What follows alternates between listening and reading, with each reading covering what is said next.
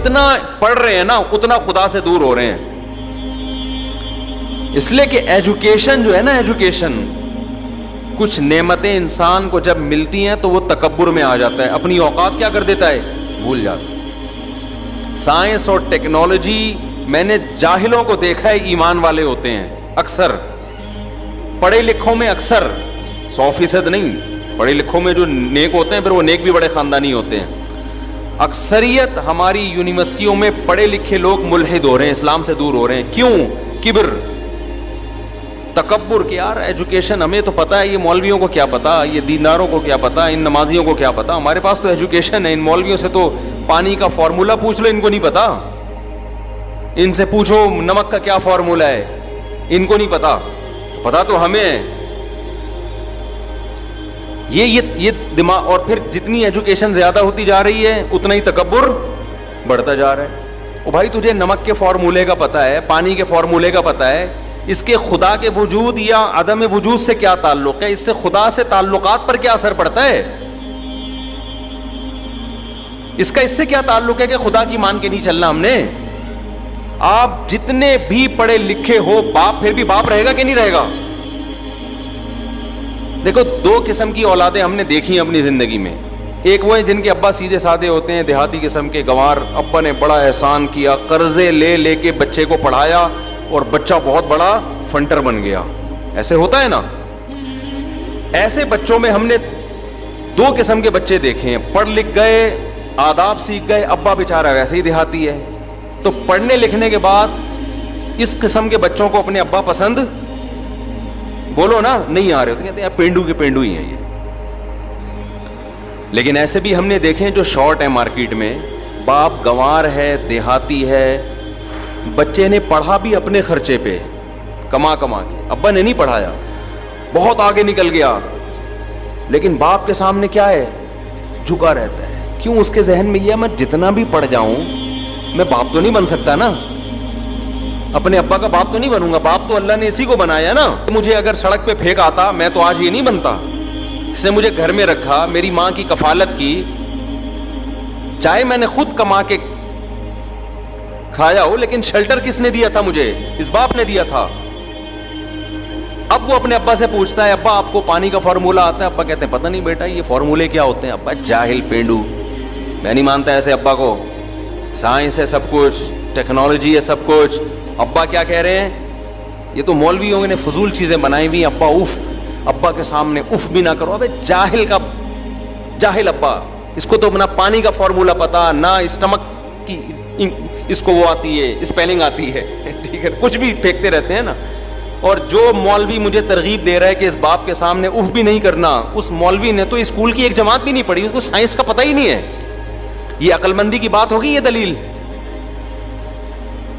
وہ مولوی جو بالکل جاہل ہے, لیکن اس کو یہ پتا ہے کہ بھائی باپ جو ہے نا وہ کیا ہوتا ہے. آپ کتنے بڑے سائنٹسٹ بن جائیں, باپ کا حق کم نہیں ہوتا, بلکہ پڑھنے لکھنے سے تو آپ کا شعور زیادہ ہوتا ہے, آپ کو تو اور احساس ہونا چاہیے. لیکن ہم نے دیکھا ہے پڑھ لکھ کے اپنے ماں باپ کو گنوار سمجھتے ہیں, ادب تمیز سے بات کرنا چھوڑ, تعارف نہیں کرواتے, لوگوں سے ملواتے نہیں ہیں کہ یار میں اپنے ابا کا انٹروڈکشن کرواؤں, ابا دھوتی بنیان میں بیٹھے ہوں گے میری بےزتی ہو جائے گی. نہیں کروا رہے ہوتے, یار ابا سے ملاؤ ہی نہیں. لیکن غیرت مند کیا کرتے ہیں بھائی, جو بھی ہیں فخر سے ملا رہے ہوتے ہیں, یہ میرے کیا ہیں, والد صاحب ہیں.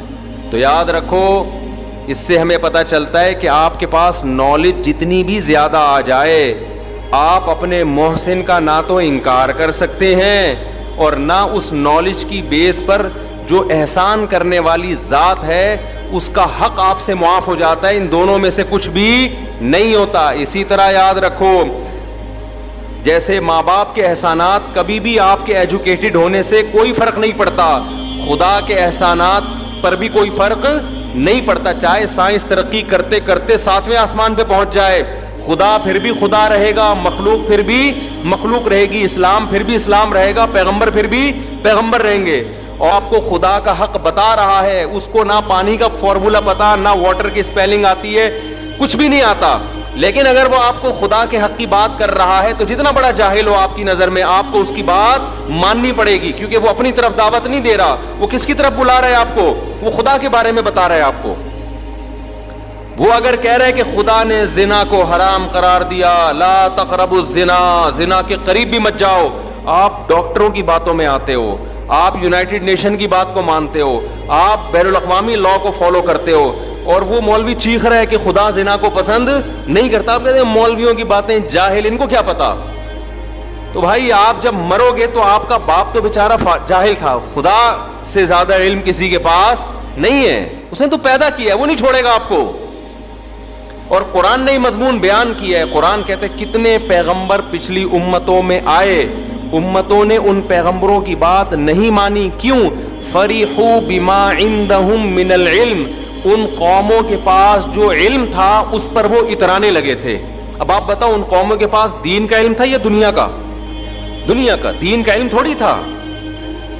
پیغمبر دین کا علم لے کر آئے, ان قوموں کو نصیحت کی کہ شرک مت کرو, زنا مت کرو, لڑکوں سے بدفعلی مت کرو, یہ مت کرو, یہ مت کرو. اس جس نے پیدا کیا ہے اس کو مانو, اس سے توبہ استغفار کرو, اس سے گناہوں کی معافی مانگو. قرآن کیا کہہ رہا ہے کہ فریحوا بما عندهم من العلم, ان قوموں کو جو ہم نے نالج دی تھی نا, علم دیا تھا, اس علم پر وہ اترانے لگے, اور اتنا اترائے کہ تکبر کی وجہ سے پیغمبروں کی بات کو مسترد کر دیا کہ بھئی ان کے پاس تو نالج نہیں ہے. نالج کس کے پاس ہے؟ نالج کیا؟ دنیا کی نالج نہیں تھی پیغمبروں کے پاس.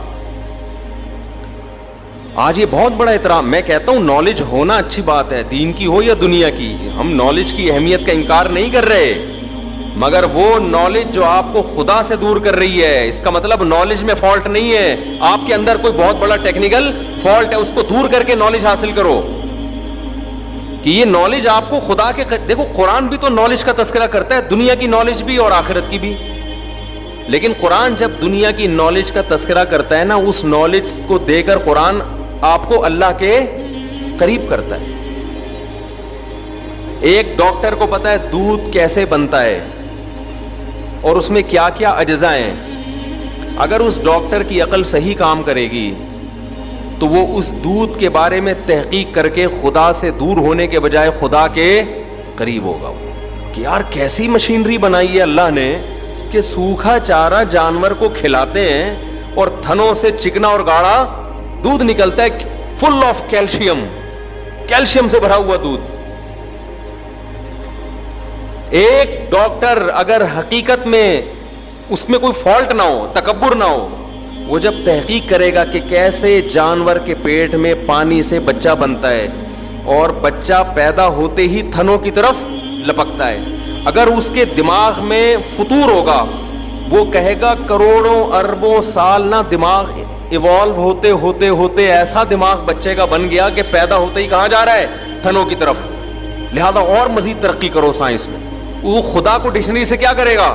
نکالے گا. ذرا سی کھوپڑی میں غیرت ہوگی نا, تو جب وہ سائنسدان تحقیق کرے گا نا کہ بچہ پیدا ہوتے ہی فوراً جاتا کہاں ہے؟ تھنوں کی طرف. وہ کہے گا سبحان من خلق ھذا, جس نے اس بچے کو بنایا اور جس نے پانی میں ایسے سافٹ ویئر انسٹال کیے کہ ماں کے پیٹ میں جاتے ہی اس میں آنکھ, ناک, کان, دل, دماغ, جگر اگنا شروع ہوتا ہے, اور بچے کے دماغ میں ایسے سافٹ ویئر پہلے سے انسٹال کر دیے کہ پیدا ہوتے ہی کہاں لپکتا ہے؟ وہ دودھ کی طرف. تو وہ ذات اس قابل ہے کہ اس کی عبادت کی جائے, اس کو تلاش کیا جائے. کون ہے ایسا مہربان؟ اگر اس ذات تک پہنچنا ممکن نہیں ہے, اس کے کسی سفیر کو, کسی نمائندے کو تلاش کیا جائے.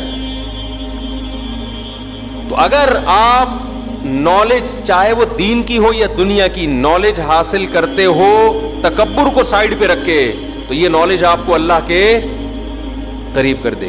اور اگر آپ کے پاس نالج ہے, چاہے دین کی ہو یا دنیا کی, آپ میں کبر ہے, تکبر ہے, تو دین کی نالج بھی آپ کو اللہ سے دور کر دیتی ہے.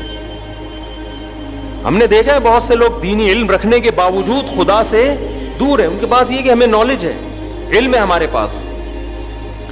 تو آج یہ بڑا مسئلہ ہے بھائی, چند باتیں انسان سیکھ لیتا ہے اور مذہب کو برا بھلا کہنا شروع کر دیتا ہے.